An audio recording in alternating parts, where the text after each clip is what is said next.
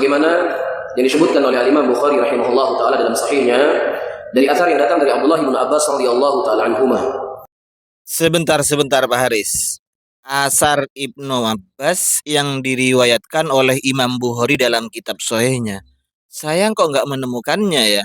Barangkali saya kelewat. Mungkin teman-teman Wahabi ada yang tahu? Nah, terus bunyi asarnya gimana? Coba dibaca Pak Haris. Yushakkiku an tanzila alaikum hujarati minas sama. Yusakiku. Yusakiku gimana Pak Haris? Ujarotin lagi. Aduh. Assalamualaikum warahmatullahi wabarakatuh. Alhamdulillahirabbil alamin wassalatu wassalamu ala sayidina Muhammadin asyrafil mursalin wa ala alihi washabihi ajmain amma ba'du.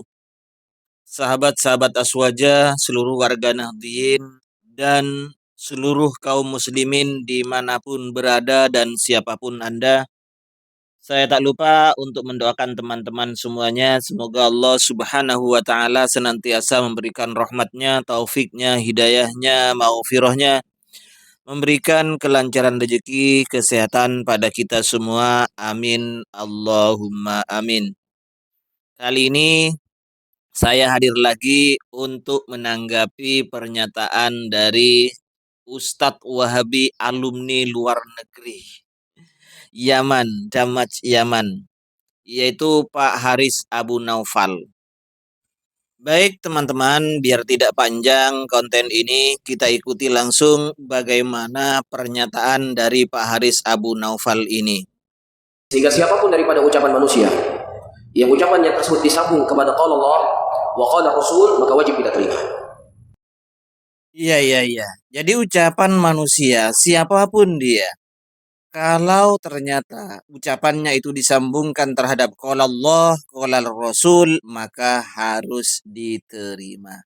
Tapi masalahnya orang awam, Pak, kalau Anda kan bukan orang awam, sudah alumni luar negeri ya. Tapi jamaah-jamaah Anda, Pak, ketika seseorang menyatakan di dalam perkataannya itu disambungkan qala Allah, ini kata Rasul, ini kata Allah, seperti ini firman Allah. Ngerti ndak dia orang awam, Pak? Itu masalahnya. Survei membuktikan ketika Anda baca ayat Al-Quran, baca tafsirnya, kemudian tidak sesuai ternyata, Pak. Contoh juga, sebagaimana Pak Dr. Khalid Basalamah ketika menjelaskan ayat Al-Quran, ternyata diselewengkan maknanya, entah dia ngerti atau memang tidak ngerti, wallahu a'lam, Pak. Tapi jamaahnya ngangguk-ngangguk saja. Namun sebaliknya, ucapan siapapun, sehebat apapun dia, yang ucapannya tersebut tidak menyambungkan kita kepada qala Allah wa qala Rasul, bahkan ucapannya menyelisih daripada ucapannya Allah dan ucapannya Rasul, maka wajib bagi kita untuk menolaknya. Wajib hukumnya. Ketika manusia, sehebat apapun dia, ulama yang sebesar apapun dia, sepinter apapun dia, tapi kalau sudah jelas menyelisihi qala Allah, qala Rasul, wajib Pak memang ditolak. Masalahnya ente itu bisa ndak Pak mengetahui ya bahwa ulama itu misalnya Al-Hafidh Ibnu Hajar Al-Asqalani, Imam Nawawi misalnya menyelisihi, Imam Syafi'i menyelisihi Allah dan Rasulnya, masalahnya ente tahu ndak? Jamaah ente tahu ndak Pak? Selama ini yang dijadikan perbedaan, yang diperbesar oleh orang-orang kalian itu adalah masalah khilafiyah. Padahal semua ulama itu Pak rujukannya qala Allah, qala Rasul, cuman beda penafsiran. Ini namanya ranahnya ijtihadiyah. Kenapa? Karena dalilnya memang dzanni utilalah. Tidak ada yang qat'i. Kalau qat'i maklumun biddin minad dini bidarurah, maka wajib memang Pak murtad hukumnya orang yang mengingkari. Kalau sudah ijma ulama itu. Contoh yang perlu Anda ketahui ini, ketika teman Anda yang bernama titik-titik menyatakan rukun wudhu ada dua, menginjak kotoran binatang yang tidak bisa dimakan dagingnya bisa membatalkan sholat. Wudhu, membatalkan wudhu katanya bukan sholat ya. Membatalkan wudhu menginjak kotoran bisa membatalkan wudhu itu katanya. Ini Pak yang sangat jelas-jelas menyalahi nas, menyalahi qala Allah, qala Rasul dan ijma ulama Pak. Lah, baca Al-Quran saja salah, menerjemahkan salah, baca kitab salah, masih mau meneliti ulama, bahwa ulama ini menyelisih Al-Quran, oh ulama ini menyelisih sunnah. Apalagi jamaahnya Pak, ustadznya salah aja ndak tahu, sok-sokan mau mengkritisi ulama. Duh, sadar diri dong. Oke, kita buktikan sekarang. Contohnya adalah pernyataan Anda di video ini juga, Pak Haris. Oke, lanjut Pak Haris, dibaca.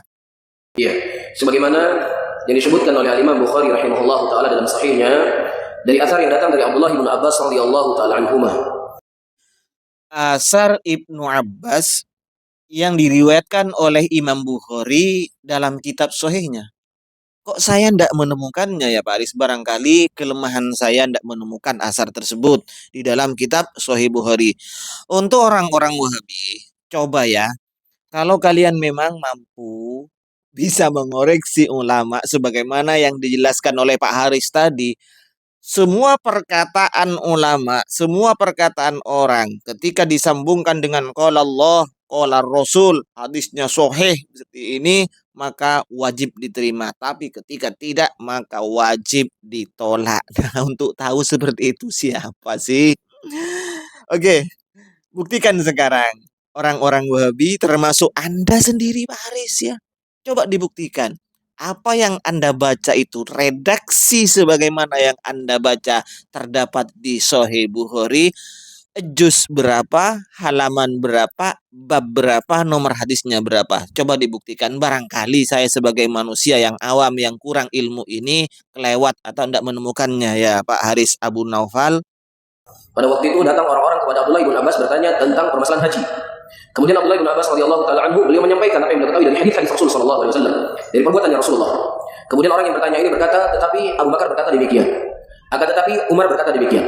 Jadi orang ini ingin menolak ucapan yang datang dari Rasulullah sallallahu alaihi wasallam dengan ucapan Abu Bakar dan ucapan Umar. Nah, sehebat-hebatnya orang hari ini, sealim-alimnya orang hari ini, sepintar-pintarnya orang hari ini tidaklah sealim dan sepintar Abu Bakar dan Umar. Dan tidak semulia Abu Bakar dan Umar. Betul, setuju saya ya. Tidak ada siapapun di dunia ini selain sahabat yang lebih mulia dari sahabat, dari Abu Bakar dan Umar. Tidak ada Pak Haris, apalagi ente. Namun ketika ucapan Rasulullah ditolak dengan ucapan Abu Bakar dan Umar, apa kata Abdullah bin Abbas? Yushakkiku an tanzila alaikum hujarati minas sama. Aqulu qawlu Rasulullah sallallahu alaihi wasallam wa taqulu qawlu Abi Bakar wa Umar. Orang yang mau mengoreksi ulama, imam mazhab atau Imam Nawawi salah, Imam Syafi'i salah, tidak sesuai dengan Al-Quran, tidak sesuai dengan sunnah ulama ini, yang sesuai adalah yang saya. Seperti itu ya Pak Haris. Baca hadisnya saja seperti itu. Yusakiku gimana? Ujarotin lagi. Begitu pedenya menyatakan diriwayatkan oleh Imam Bukhari lagi. Bacaannya seperti itu, hancur lebur. Oke, untuk masalah bacaannya, saya komentari di video selain ini ya, insya Allah. Oke, silakan teman-teman Wahabi, jika ada yang tahu yang lebih alim dari Pak Haris Abu Naufal, lebih alim dari imam-imam, dari ulama, silahkan buktikan itu terdapat di Sahih Bukhari dan redaksi sebagaimana yang dibaca oleh Haris Abu Naufal ini. Oke, saya tunggu. Perlu diingat ya Pak Haris dan orang-orang Wahabi, redaksi asar yang Anda baca itu la aslalahu, tidak ada asalnya, alias tidak sahih. Jangankan untuk tidak ada asalnya. Silakan Anda baca fatwanya Syekh Muhammad Shalih Al-Munajjid, Anda baca fatwanya ulama-ulama Qatar, itu Pak Haris nggak ada asalnya, la aslalahu.